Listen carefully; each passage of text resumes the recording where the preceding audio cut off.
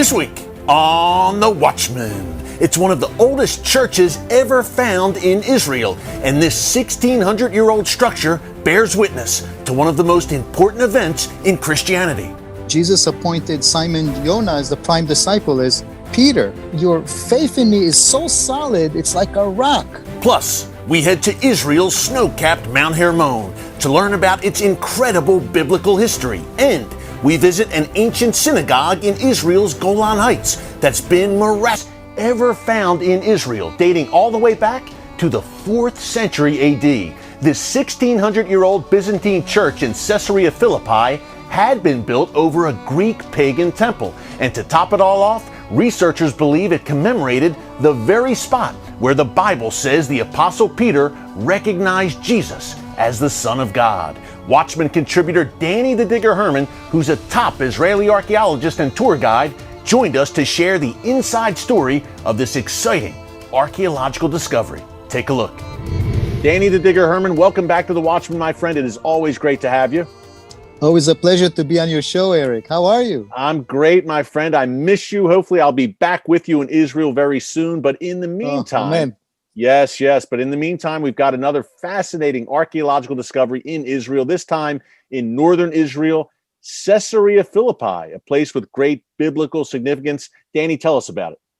Yes, the site is very famous from a record in the Gospels of where Jesus appointed Simon Jonah as the prime disciple as Peter. And archaeologically, we know of a big pagan cultic center there. But for the first time, we found in that area also a Christian church. It was found by accident while cleaning up the area. And it turns out that one of the temples, the one facing the main cave, was converted around the year 400 into a church. Not much of it was found, only a little bit of a mosaic, but a little cross embedded in the decoration. And at the entrance, they found a stone with some crosses inscribed on them, meaning pilgrims came in and chiseled the cross as they entered. And this is very interesting. You really see the tangible remains of the Christianization of the Roman pagan world. And 5th century, as you said, Danny, this would be the Byzantine period. Crosses inscribed at the site, pretty amazing. And tell us a little bit more, if you can, about the significance of Caesarea Philippi. You mentioned it was obviously the place where Peter acknowledged Jesus. You are the Christ. You are the Son of the living God. Yes. And Jesus gave Peter that nickname, Petros, the rock. Yes, his real name was Simon Jonah. Peter is just a nickname, which comes out of a play on words you can only say really in Greek, okay? In the English, it says that Jesus stated, and I tell you that you are Peter, and on this rock I will build my church. But only if you read the Greek, you realize he had here a nice play of words. Kata desu legu otue Petru, kai epitote Petra, oikodomesumu ecclesian. Okay, your faith in me is so solid, it's like a rock. So I'll call you, if this dialogue was in English, he would say, and I'm going to call you Rocky. Luckily, the conversation was in Greek, and that's how Peter, Petrus, became his famous nickname. Hey, you're a native Hebrew speaker, by the way, but that was some pretty impressive Greek that you just shared. Finally, 2 years of studying ancient Greek came into some use. Yes, I sweated quite a lot on being capable to read this, probably with mistakes. It's fascinating to see how even here in Caesarea Philippi, a temple is converted into a church. It happens all over the Roman Empire. In Rome itself, to this day, there's a church in the center of Rome called Santa Maria Supra Minerva. Okay, a former temple of Minerva becomes a church for Mary. And now we see also in Caesarea Philippi, a former temple, probably for the god of Pan, becoming a church. What we still don't know is what was the focal point of this church. The obvious speculation would be it's relating to Peter being appointed here. But funny enough, the Byzantine sources do not relate to this. When Byzantine pilgrims come to the site, they say there is a church in Caesarea Philippi, but for the veneration of the miracle of curing the hemorrhaging women. Okay, there's another story in the Gospels of a woman hemorrhaging for 12 years, and then she is cured by Jesus. If you read the text closely, it seems to have happened in Capernaum, at least in my opinion. But for some reason, in the 5th century, that miracle was suggested to have happened in Caesarea Philippi.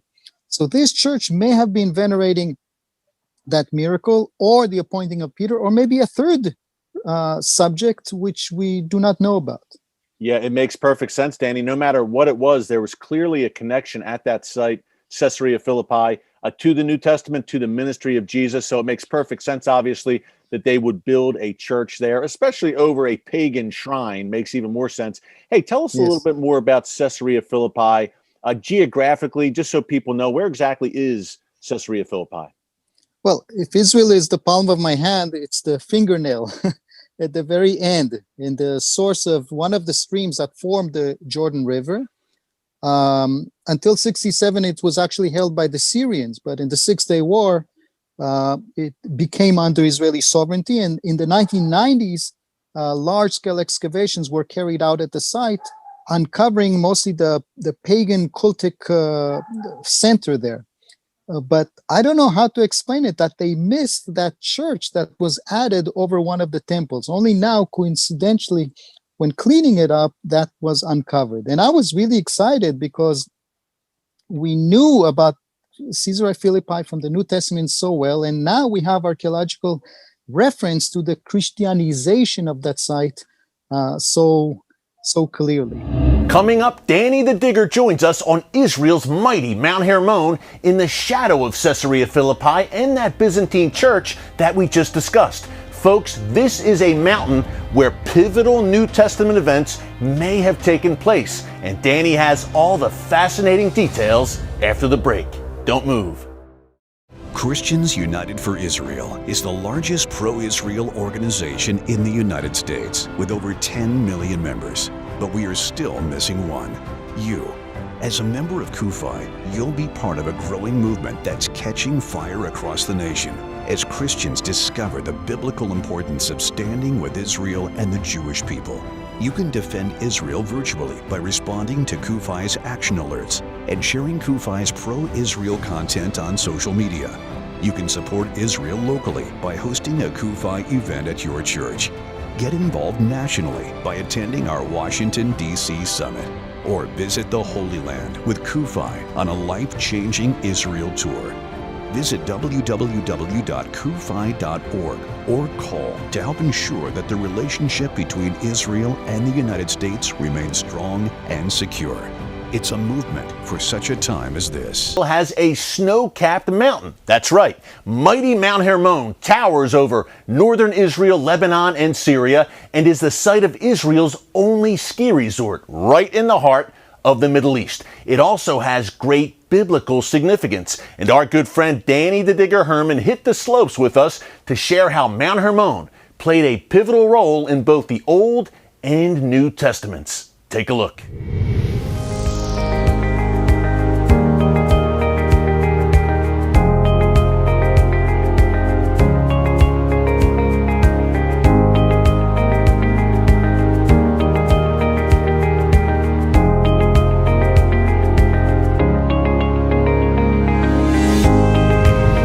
Welcome back to The Watchman. We are here at the majestic Mount Hermon, and folks, look who we ran into up here.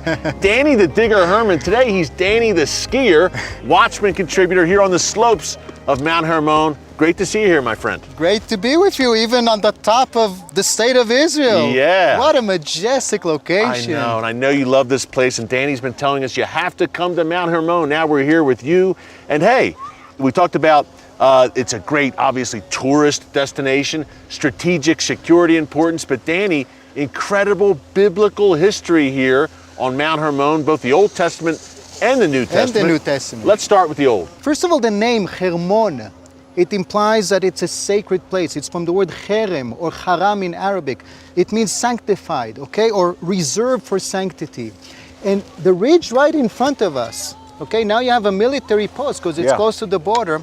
In the Middle Ages, the Jews and the Muslims identified it as the place of the Betarim event, an event documented in the chapter 15 of the book of Genesis, where Abram is commanded to give sacrifice, and at the end, God promises him one day your descendants will inherit all of this. Wow, and you can see what a vantage point, Danny. So God Almighty showed the patriarch Abraham, this is where he showed him the land. And the view doesn't get better than here. No. Now, also the New Testament, in my humble opinion, relates to this area, the event of the Transfiguration. Yeah. Now, I know, and you probably know, most of the Christians identify it on Mount Tabor, just next to Nazareth. But for one thing, Mount Tabor was inhabited in the first century. And the text implies that he was in an empty space, on an empty hilltop. And just to review, the Transfiguration, look, is where Jesus, he's on top of a mountaintop. He's with Peter, James, and John, kind of the inner circle of the disciples. And Danny, he turns a radiant white, according to the Gospels. Radiant white. Matthew, exactly. Mark, and Luke recount this, a radiant, dazzling white. And he's joined by Elijah and Moses, approving his divinity. And the event in some Gospels happens right after he's in Caesarea Philippi, which is right down here. It makes much more sense that they climbed up to this sacred mountain and experience this rather than walk all the way down back to Nazareth and Mount Tabor. Yeah, and 2 Peter also recounts that. Peter was here, obviously, at the point of the Transfiguration. And he says, number one, that a voice came from heaven. This is my son. I love him. Listen to him. And number two, Peter says it happened on the sacred place. And Mount Hermon, as you said, means the sacred place. The sacred place, the confined place for sanctity. And it's just after the event in Caesarea Philippi where Peter is given the name or nickname Peter. Yes. Petros, rock. Okay, because his faith is so solid. Yes. Okay, Caesarea Philippi is actually right beneath us, Eric. Right. We should film there also one day. We should. It's another great place here in the land of Israel. Hey, you know, also we talk about the Old Testament connections to Mount Hermon. The book of Psalms talks about the dew of Hermon. It really was a legendary place in the mind of Israelis, really going back 3,000 years. Hermon and the Carmel are symbols for the beauty of the creation of God. Okay? And what a place. What a place. It doesn't get better than this. It is. Danny, this is just absolutely stunning and beautiful. We were saying, hey, a lot of people think Israel's all desert, it's in the Middle East, but no, no, no. What a gem here, the northernmost point of Israel, Mount Hermon. Especially in January, February, after there's some heavy snow, it's majestic. You're like in the Swiss Alps right now. This is Israel. This is the Middle East, folks. Mount Hermon. Now, I don't want to hold you up any longer. You've been looking forward to getting up here on a little ski vacation. So yes. Danny the Digger / Danny the Skier is going to slide all the way down to Caesarea Philippi. Thank you, my friend. Go ahead. We'll see you again soon here in the land. Thank you, Danny the Skier. Watchman contributor Danny the Digger Hermon. He's a man of many talents, folks. What an amazing place. By the way, another interesting detail about Mount Hermon is that some Bible scholars believe it's the place where fallen angels descended to the earth in the period before Noah. Maybe we'll investigate that in a future Watchman segment. But up next, we're staying in northern Israel to take you to an ancient synagogue that's been miraculously restored. Find out how this house of worship came back to life after the break. Stick around. QAEDA's mission is to educate and empower millions of American Christians to speak with one voice in defense of Israel and the Jewish people. There's several ways you can learn more about Israel every day through QAEDA's dynamic resources. The QAEDA Coffee Break is a weekly bite-sized Israel lesson delivered to your email inbox. Dive into topics like the forgotten Jewish refugees, Israel's agricultural communities called kibbutzim, and the Hamas rocket threat, with options to dig deeper each week. Every lesson can be read in under 5 minutes while you're making a cup of coffee. Plus, stay informed on all the latest news out of Israel and how it affects you by subscribing to QAEDA's Daily Briefing. It's a daily news roundup of important Israel-related headlines, so you're always up to date when it comes to Israel. Follow QAEDA on Facebook, YouTube, and Instagram for daily content, including videos, news articles, breaking news, devotionals, fun facts, and more.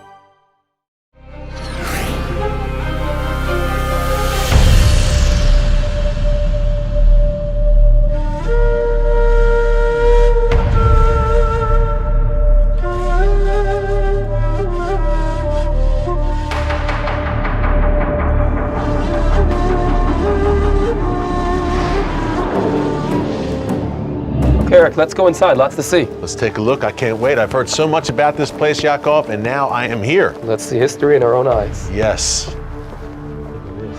Wow. Unbelievable.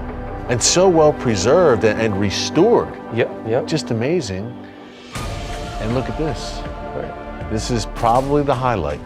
This is the highlight. I would say, when the first archaeologists came to this site, we're talking about the late 1800s. Yeah. And then along the years, people kept on coming. There was a big argument. Is this a Jewish place or not? And we're now standing in the synagogue. And synagogue in Hebrew is Bet Knesset, which means the house of gathering. This is the heart of the community. This is where everyone meets, 3 times a day, of course, on the weekend. So this is really the heart of the village.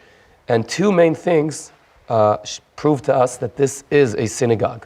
One, the direction of the prayer. Okay, we're now standing towards Jerusalem. Yes. And the second thing, this is the Torah Ark. We have here menorahs on it. We see different Jewish symbols. Clearly Jewish. So you understand this is Jewish. Yeah. Now, just understand, this was a pile of stone. And several, I would say, crazy archaeologists said there's something here. They put little chips in every stone on the pile, and they were able to create a 3D image of where each piece goes. What this place looked like 1,500 years ago when it was destroyed by an earthquake and the Jews had to leave this village. And here we are, 20 years after they began. Yeah. We're standing here. This is what it looked, almost what it looked like 1,500 years ago. And we're standing here, and for me, it's always very moving to stand here as a Jew, as a Golan resident, and I understand I'm standing here. We have bar mitzvah celebrations here. We have weddings here. Right. Every group I have here, we come to pray here. And you're standing praying in front of the arch, and your forefathers were praying here just thousands of years ago. Yeah, Yaakov, that's amazing. What's also incredible is that where we are standing inside right now, not too long ago, this was rubble. And to be restored bit by bit, block by block, pillar by pillar is just amazing. Give us a little bit more information on the relevance and significance of the Ark and what happened here with the Torah in this section of the synagogue. So first of all, what you just said, I think, is maybe the essence of Israel. You have history and you have innovation, right? A very vibrant, innovative culture, and it comes together here. The innovation is what is able to create the restoration of this place. Yeah. When you pray in a synagogue, so the synagogues, back then the whole community would sit around so they can see each other. It's a little bit different than what we see in some of the synagogues, different traditions today. But this is where the Torah scrolls were. Wow. And twice a week, and then on Sabbath, you read from the Torah scrolls, the weekly portion. So everyone is praying towards this direction. This specific project wouldn't have happened if not for the personal support of the Prime Minister of Israel, who came here himself for the day they reopened the synagogue. I told you he has a lot of respect for the Golan. He has a very deep connection. Sure. And thousands of visitors are coming here every month because you can touch history here. Yeah. And I'd like to just share with you one more important thing which personally inspires me. Let's talk about who restored this place. Yeah. One of the archaeologists, his name is Yeshu Drey. And he's a very famous archaeologist in Israel. But one thing people don't know about him is that he is one of the brave fighters of the 1973 Yom Kippur War. He was there on the front line facing the mass Syrian attack, and he was there fighting with his fellow paratroopers, and he comes back decades later, to the land he protected and almost lost his life for, and he brings, the Jewish life, the Jewish history back to life here. Amazing. As you said, Yaakov, look, there were some fierce battles here on the Golan in 67 and 73. Wow, that is amazing. Hey, last question. Number one, can you just hammer the point home some more that there was always Jewish life here in the land of Israel? Yes, the temple was destroyed in AD 70. Yes, after the Bar Kokhba revolt in 130, 134, the Jewish people were dispersed. But there was always a Jewish presence here over that 2,000-year period, even before 1948. Jews always lived there. The question is, where? At certain times, the Jews were here along the years, but they weren't in control of the land. Yeah. And the land was deserted. And we know there are prophets that say that when the Jews come back to the land, it would start blossoming. And you see how when the early Zionist pioneers start coming here, suddenly something's waking up here. And after centuries of there's nothing here, suddenly the place is flourishing. We're talking biblical archaeology this week, and I can't think of a better way to wrap up the show than with our next story. Deep within the Christian quarter of Jerusalem's Old City, a Palestinian Arab shopkeeper is bringing the Bible to life for his customers and speaking the truth. Take a look.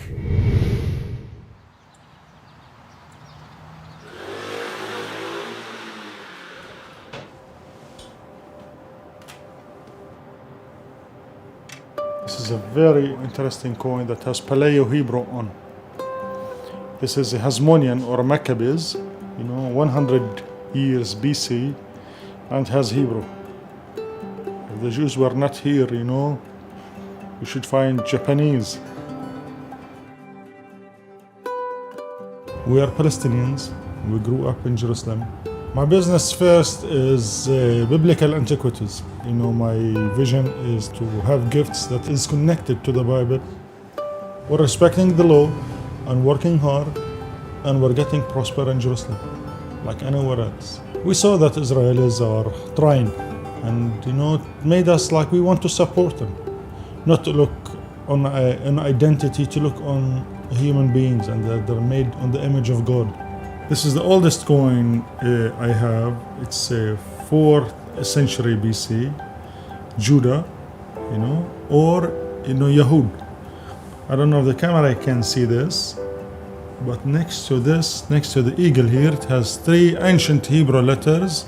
It says Yahud, like Judah, Jews. Like Jews were here under the 4th century BC. People were like, one day were our enemies, and we studied that they're our enemies.